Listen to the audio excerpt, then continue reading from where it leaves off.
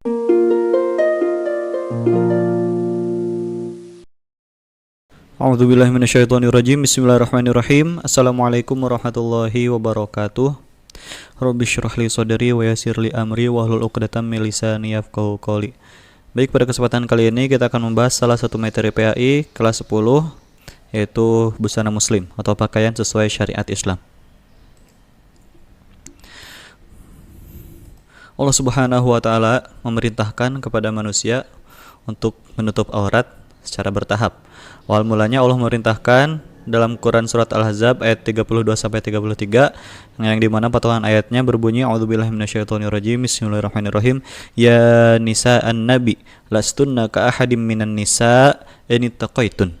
Yang artinya, hai istri-istri Nabi, kamu sekalian tidaklah seperti wanita yang lain jika kamu bertakwa, dan seterusnya. Nah, di dalam ayat ini Allah memerintahkan khusus kepada para istri Nabi agar memberitahu bahwa mereka itu beda dengan perempuan-perempuan yang lainnya, agar mereka itu membedakan diri dengan perempuan-perempuan lainnya. Maksudnya harus apa? Pertama, dalam ayat ini Allah memerintahkan agar tetap di rumah, kemudian jangan berhias, dan juga sholat, zakat, dan taat kepada Allah Subhanahu wa taala. Itu perintah Allah kepada istri-istri Nabi awal mulanya. Kemudian turun ayat berikutnya, yaitu Quran surat Al-Ahzab ayat 53. Bismillahirrahmanirrahim. Idza sa'altumuhun mata'an fas'aluhunna min wara'i hijab. Yang artinya, apabila kamu minta sesuatu keperluan kepada mereka istri-istri Nabi, maka mintalah dari belakang tabir. Nah, dalam ayat 53 ini Allah memerintahkan kepada para sahabat, kepada umat-umat muslim, agar ketika mereka menjumpai atau ada keperluan kepada istri-istri Nabi, mereka meminta atau berbicara kepada istri-istri Nabi tidak secara langsung, akan tetapi min wara'i hijab, dari belakang tabir. Jadi tidak hadap-hadapan secara langsung, harus disekat dengan sesuatu dari belakang tabir. Kemudian di ayat ini juga Allah memerintahkan kepada umat-umat muslim agar tidak menikahi istri Nabi sama sekali, walaupun Nabi SAW meninggal dunia. Seperti itu. Itu dalam Quran Al-Ahzab ayat 53. Kemudian dalam Quran surat Al-Ahzab ayat 59, Allah berfirman, a'udzubillahi minasyaitonirrajim. Bismillahirrahmanirrahim.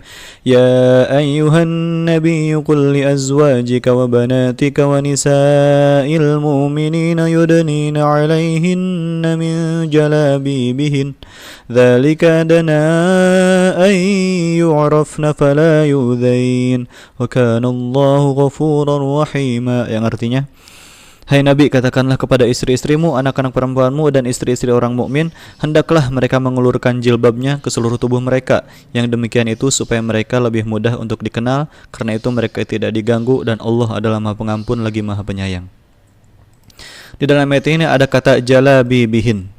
Jalabibihin ini jika ditransliterasikan ke dalam bahasa Indonesia, maka berarti jilbab. Jilbab itu secara bahasa artinya adalah membawa atau menghimpun, sedangkan secara istilah jilbab adalah pakaian longgar untuk menutup seluruh tubuh perempuan kecuali muka dan telapak tangan. Nah, bisa dikatakan dengan bahasa lain, misalkan kerudung atau hijab atau apalagi ya, tiung dan lain sebagainya. Pokoknya banyaklah bahasa-bahasanya yang artinya adalah pakaian untuk menutup aurat. Seperti itu, jilbab, jalabibihin. Di dalam ayat tadi dikatakan yudnina 'alaihinna min jalabibihin. Allah memerintahkan kepada perempuan-perempuan, kepada istri Nabi, anak-anak perempuan Nabi, dan juga kepada perempuan-perempuan muslimah agar yudnina 'alaihinna min jalabibihin, agar menjulurkan jilbabnya ke bawah, menjulurkan jilbabnya sampai menutup tubuhnya. Jadi memakai jilbab itu tidak bisa hanya disimpan di atas kepala saja, seperti ini misalkan suka kita lihat kan, ada yang pakai kerudung hanya disimpan di atas kepalanya, seperti itu, hanya berupa kain yang disimpan di atas kepalanya, tidak diikat, tidak menutup sama sekali. Jadi masih ada rambut poninya kelihatan, masih rambut belakangnya kelihatan, rambut, dan juga masih kelihatan lehernya. Nah, ini salah, tidak boleh seperti ini. Kemudian, nah ini biasanya anak-anak sekolah nih, kalian pakai kerudung udah benar, dikasih penitih, tapi bawahnya terumbai-umbai. Nah, biasanya kalau digunakan saat berjalan kaki biasa tidak apa-apa ya, nggak bakalan kelihatan. Tapi kalau kalian udah pada pakai motor kan, anak-anak SMA sekarang kan pada bawa motor sendiri, yang perempuan juga. Wah, ketika bawa motor misalkan, karena hanya di penitih di atas ini yang dekat ke lehernya, Maka kerudungnya ini ke bawah angin, terbang-terbang sehingga terbukalah auratnya, lehernya kelihatan. Nah, itu tidak boleh. Untuk aman, maka di bawahnya juga dikasih penitih. Dan juga jangan menggunakan kerudung tapi belakang rambutnya masih kelihatan. Nah, misalkan rambutnya panjang nih, rambutnya panjang sehingga ekornya ini keluar dari kerudungnya. Nah, rambutnya panjang sehingga ujung rambutnya ini keluar dari kerudungnya, ini tidak boleh karena rambut perempuan adalah aurat. Dan juga tidak boleh memakai kerudung dibentukan menonjol ke atas seperti ini, menonjol ke belakang. Disebutkan dalam sebuah hadis ini tuh adalah seperti punduk unta. Maka perempuan yang memakai jilbab seperti punduk unta tidak akan mencium bau surga, kata Rasul dalam sebuah hadis. Maka gimana pakai kerudung? Nih kayak si ini, misalkan kayak gini kan bagus, menutup sampai dada, tidak ada rambut kelihatan dan lain sebagainya. Kemudian di ayat tadi juga ada kata ayyu'rafna, dzalika adana ayyu'rafna. Ayyu'rafna ini artinya adalah agar bisa dikenali. Maksudnya dikenali gimana? Untuk membedakan perempuan yang muslim dan perempuan yang non-muslim. Jika zaman dahulu untuk membedakan perempuan yang sudah merdeka dan perempuan yang budak. Kenapa? Karena perempuan-perempuan budak pada zaman dahulu tidak memakai jilbab. Karena itu untuk membedakan perempuan yang sudah merdeka, yang bukan budak, dengan wanita-wanita yang budak, itu yang sudah merdeka mengenakan jilbab. Jika sekarang karena sudah tidak ada perbudakan, maka ayyu'rafna ini agar dikenali untuk membedakan mana perempuan yang muslim dan mana perempuan yang tidak muslim, yang non muslim. Fala yu'dzain, dan agar tidak diganggu. Fala yu'dzain, agar tidak diganggu. Jadi pada masa Rasulullah dulu, budak-budak perempuan ini senantiasa diganggu oleh laki-laki, diganggu dan lain sebagainya. Pokoknya diganggu lah, banyak diganggunya. Kalau sekarang mah mungkin bisa kita ibaratkan orang-orang yang yang tidak berjilbab atau bahkan memakai pakaian-pakaian seksi. Maka ini mah ibarat aja yang gambarnya, saya gak tahu nyari gambarnya harus gimana. Misalkan ketika lewat di hadapan, lagi jalan nih, perempuan pakai baju seksi, di situ ada cowok-cowok nongkrong yang pada jongkok-jongkok di pinggir jalan. Nah, pasti cowok-cowok ini kalau gak ngeluarin suara-suara, seenggaknya mereka bakal ngelirikin mata-mata jelalatan seperti itulah. Nah, itu kan termasuk mengganggu ya, walaupun tidak bersuara, walaupun tidak berbentuk secara fisik, menyentuh secara fisik dan lain sebagainya, enggak, cuma ngelihat aja, ngelirik dengan mata jelalatan seperti itu juga kan sudah mengganggu ya. Karena itu Allah menyuruh untuk yudnina alaihina min jalabibihin, agar menjulurkan jilbabnya sampai menutup auratnya. Seperti itu. Kemudian di dalam Quran surat An-Nur ayat 31 Allah berfirman, a'udzubillahi minasyaitonirrajim, bismillahirrahmanirrahim. Wa qul lil mu'minati yaghludna min absarihinna wa yahfazna furujahunna wa la yubdina zinatahunna illa ma zahara minha wal yadribna bi khumurihinna ala juyubihin wa la yubdina zinatahunna illa li bu'ulatihinna aw abaihinna aw abai bu'ulatihinna aw abnaihinna aw abnai bu'ulatihin aw abnai bu'ulatihinna aw ikhwanihinna aw bani ikhwanihinna aw bani akhwatihinna aw nisaihinna aw ما ملكت أيمانهن أو التابعين غير أولي الإربة من الرجال أو الطفل الذين لم يظهروا على عورات النساء ولا يضربن بأرجلهن ليعلم ما يخفين من زينتهن وتوبوا إلى الله جميعا أيها المؤمنون لعلكم تفلحون. Yang artinya, katakanlah kepada wanita yang beriman, hendaklah mereka menahan pandangannya dan kemaluannya, dan janganlah mereka menampakkan perhiasannya kecuali yang biasa nampak daripadanya, dan hendaklah mereka menutupkan kain kerudung ke dadanya, dan janganlah menampakkan perhiasannya kecuali kepada suami mereka atau ayah mereka atau ayah suami mereka atau putra-putra mereka atau putra-putra suami mereka atau saudara laki-laki mereka atau putra saudara laki-laki mereka atau putra saudara perempuan mereka atau wanita-wanita Islam atau budak yang mereka miliki atau pelayan-pelayan laki-laki yang tidak mempunyai keinginan terhadap wanita atau anak-anak yang belum mengerti tentang aurat wanita. Dan janganlah mereka memukulkan kakinya agar diketahui perhiasan yang mereka sembunyikan, dan bertaubatlah kamu sekalian kepada Allah, hai orang-orang yang beriman, supaya kamu beruntung. Di dalam ayat ini ada 3 perintah Allah kepada manusia. Pertama, agar manusia menahan pandangannya.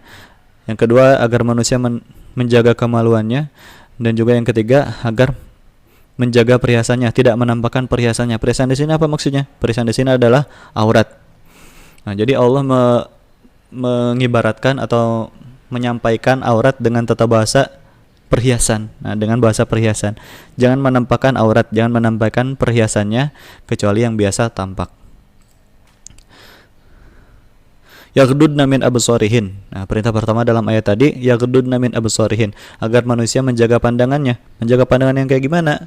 Apakah kita gak boleh ngelihat sama sekali? Bukan. Tapi pandangan liar yang tidak menghargai kehormatan diri dan orang lain. Istilahnya mah jelalatan lah. Nah, jangan suka ngelihat pakai penglihatan jelalatan. Nah, cowok-cowok suka ngeliatin cewek-cewek seksi misalkan, atau cewek-cewek suka ngeliatin cowok-cowok gans atau gimana. Ya gimana istilahnya kayak gitu. Pokoknya jangan pandangan liar, jangan memandang sesuatu dengan pandangan liar. Pandangan liar itu gimana? Itu pandangan yang tidak menghargai kehormatan diri dan orang lain. Bahkan ada ulama-ulama yang mengkategorikan zina ke dalam zina mata. Jadi zina itu ada bagian zina mata. Ketika kita melihat sesuatu yang dilarang, maka itu termasuk ke dalam zina mata. Misalkan kita senang sama lawan jenis kita, kemudian kita nyimpan fotonya, memandangnya dengan hasrat, maka itu termasuk zina mata. Kenapa? Karena mata itu adalah jendela hati. Apa yang kita lihat bakal masuk ke dalam otak, kemudian ke hati, kemudian diproses dan menjadi tingkah laku kita selanjutnya. Karena itu kita harus menjaga jendela hati kita, harus menjaga mata kita dari melihat sesuatu yang diharamkan oleh Allah Subhanahu wa taala. Lalu bagaimana tentang hadis yang mengatakan pandangan pertama mah boleh, pandangan selanjutnya yang dilarang? Maksudnya kalau misalkan kita melihat sesuatu yang tidak baik, sesuatu yang dilarang untuk melihatnya, kemudian kita segera mengalihkan pandangan, maka itu tidak apa-apa, karena yang pertama itu bukan disengaja, tapi setelah mengalihkan kemudian kita melihat lagi, itu baru gak boleh. Misalkan misalkan kita nih laki-laki lagi bawa motor misalkan di jalan, kemudian depan kita tiba-tiba ada ada perempuan, misalkan perempuan yang gak pakai kerudung atau gimana, atau pakaiannya ketat dan lain sebagainya. Kita malah ngikutin ini di belakangnya. Wah, lumayan nih pemandangan bagus. Nah, jangan kayak gitu. Itu mah jangan kita bilang jangan ngedip. Kalau udah ngedip itu pandangan kedua. Bukan kayak gitu. Tapi kita melihat sekali, astagfirullah, langsung mengalihkan pandangan kita. Jadi tidak diteruskan melihat, gak ngedip, karena kalau udah ngedip itu udah ganti jadi pandangan kedua. Bukan seperti itu. Tapi ketika kita melihat sesuatu yang dilarang oleh Allah, maka kita alihkan pandangan kita. Bukan malah ngikutin di belakang motor tadi misalkan kalau contoh tadi, tapi kita susul ke depannya dan lain sebagainya. Cara-cara lain lah. Tapi tetap berhati-hati dalam berkendara. Kemudian perintah Allah yang kedua dalam ayat tadi yaitu wa yahfazuna furujahun, dan menjaga kemaluannya. Maksudnya apa? Jangan mendekati zina, apalagi sampai berbuat zina beneran. Jangan. Kemudian selanjutnya wala yubdina zinatahunna, dan tidak menampakkan perhiasannya atau tidak menampakkan auratnya. Aurat itu apa? Aurat itu secara istilah artinya secara bahasa artinya adalah malu, aib atau buruk. Sedangkan secara istilah aurat artinya batas minimal bagian tubuh yang harus ditutup.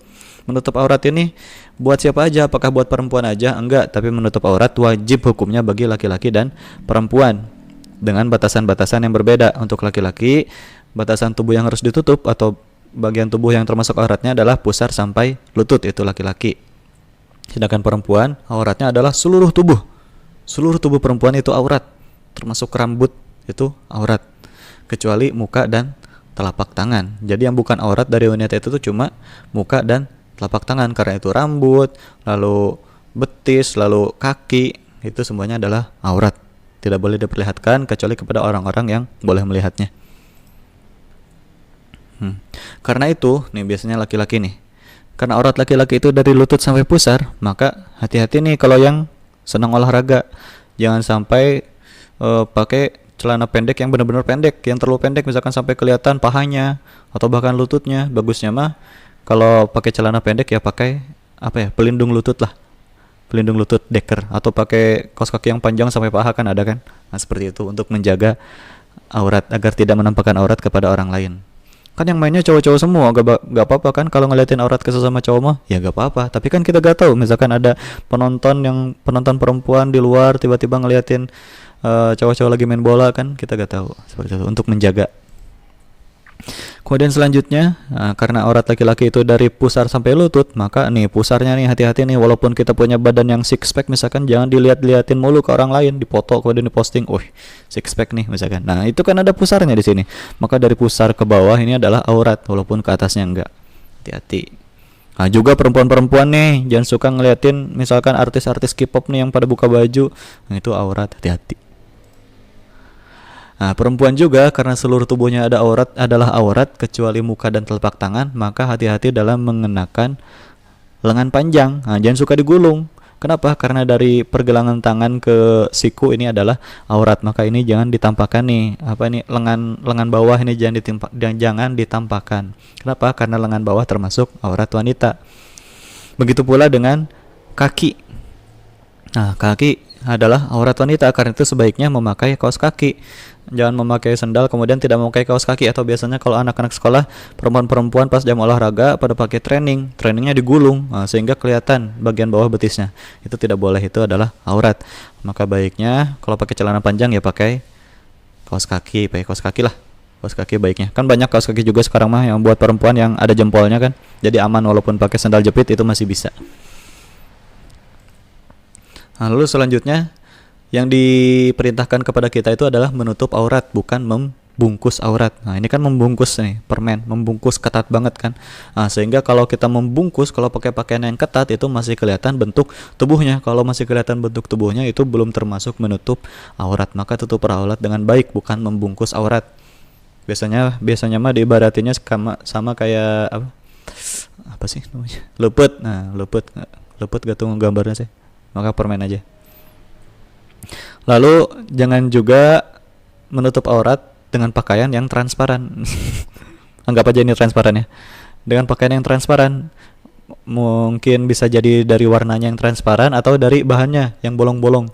Suka lihat kan kalian pakaian yang misalkan kayak dari kain bolong-bolong sehingga warna kulitnya masih kelihatan.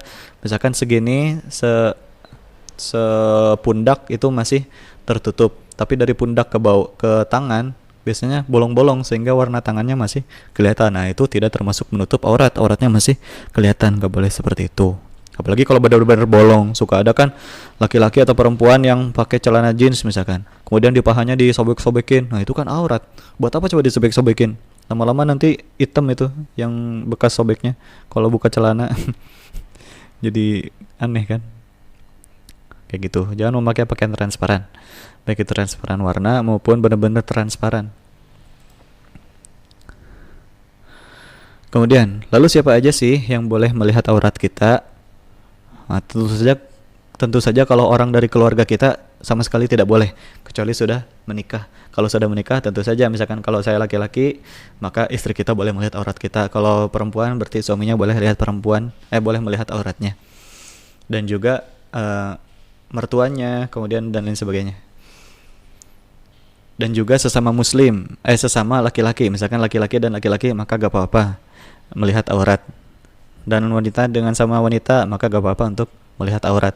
Tapi kan masih punya rasa malu, masih punya adab. Gak mungkin kan cowok-cowok lagi pada ngumpul misalkan malam-malam, nginep yuk, ayo nginep. Wah, cowok-cowok nginep nih di rumah temennya, mabar misalkan, mabar pushrank, pada gak pakai baju nih kan gak mungkin, walaupun boleh melihat aurat. Wanita juga paling sebatas buka kerudung, gak mungkin sampai gak pakai baju kan. Nah, bahkan bukan cuma orang lain, dalam keluarga pun ada orang-orang yang tidak boleh melihat aurat kita. Misalkan kita laki-laki, maka yang tidak boleh melihat aurat kita adalah, misalkan kita punya paman nih, paman kita menikah dengan perempuan. Nah, perempuan ini kan dari keluarga lain ya, maka istri paman ini tidak boleh melihat aurat kita. Kemudian misalkan kita punya kakak perempuan. Kalau kakak perempuan boleh, tentu saja boleh melihat. Lalu kakak perempuan ini menikah dengan laki-laki yang dari keluarga lain, tentu saja boleh karena sama-sama laki-laki. Nah, tetapi kalau misalkan kita punya adik atau kakak laki-laki, kemudian mereka menikah dengan perempuan dari keluarga lain, nah maka si perempuan ini, kakak atau adik ipar ini tidak boleh melihat aurat kita. Sedangkan anaknya, anak perempuannya atau apa istilahnya, keponakan kita, keponakan wanita itu boleh melihat aurat kita. Yang tidak boleh selanjutnya siapa? Yaitu anak dari paman atau anak dari bibi kita, istilahnya sepupu wanita kita. Maka sepupu wanita tidak boleh melihat aurat kita. Kenapa? Karena sepupu wanita ini bukan mahram. Karena itu kita boleh menikah dengan sepupu. Ada yang nikah sama sepupu yang mau Ya, tapi itu terlalu dekat ya kalau untuk pernikahan. Masih banyak lah perempuan lain, jangan ke sepupu. Nah, karena itu sepupu atau anak paman maupun anak bibi itu tidak boleh melihat aurat kita karena mereka bukan mahram.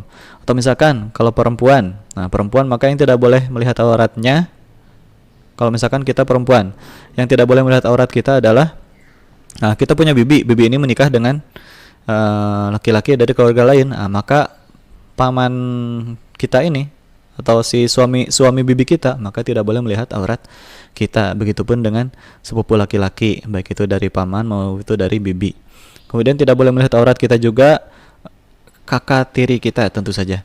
Jika kita punya kakak perempuan, kemudian kakak perempuan ini menikah dengan seorang laki-laki dari keluarga lain, maka suami kakak perempuan kita ini, suami teteh kita tidak boleh melihat aurat kita. Sedangkan adik laki-laki atau kakak laki-laki tentu saja boleh. Dan begitupun dengan anak dari saudara, keponakan laki-laki boleh melihat aurat kita. Tentu saja orang tua dan kakek ke atas itu boleh melihat aurat kita. Nah, itu. Jadi dalam keluarga juga ada yang gak boleh melihat aurat kita. Jadi hati-hati ketika kita mudik, misalkan kumpul keluarga besar, itu jangan, ini mah kok keluarga kok gak pakai kerudung, misalkan kalau perempuan. Yang laki-laki pada gak pakai baju, misalkan main lumpur-lumpuran di luar dan sebagainya, itu tidak boleh. Tentu saja kalau yang masih kecil mah gak apa-apa. Kalau masih kecil, yang belum balik itu tidak apa-apa. Dan juga orang yang sudah sangat tua, misalkan kita punya pembantu misalkan yang udah tua, yang tidak tertarik dengan lawan jenisnya, itu juga tidak apa-apa. Disebutkan dalam Quran tadi, surat An-Nur ayat 31. Lalu Allah memerintahkan menutup aurat itu untuk apa sih?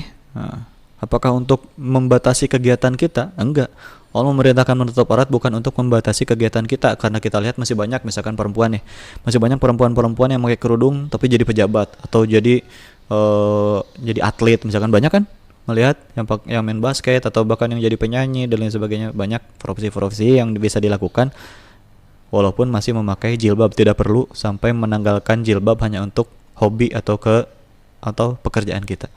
Karena itu Allah menutup aurat untuk menjaga kehormatan manusia, dan juga untuk menghindari zina, dan juga untuk membedakan mana yang muslim dan juga non muslim, dan tentu saja untuk taat kepada Allah Subhanahu wa taala dan Rasul. Karena Allah dan Rasul memberitakan kita untuk menutup aurat. Maka kalau kita menutup aurat, kita sudah mentaati Allah dan juga Rasul. Jika kita tidak menutup aurat, maka kita tidak taat terhadap perintah Allah dan juga Rasulullah sallallahu alaihi wasallam. Baik, cukup sekian yang dapat saya sampaikan. Mohon maaf jika ada kesalahan. Wabillahi taufiq wal hidayah. Wallahu muwaffiq ila aqwamit thoriq. Wassalamualaikum warahmatullahi wabarakatuh.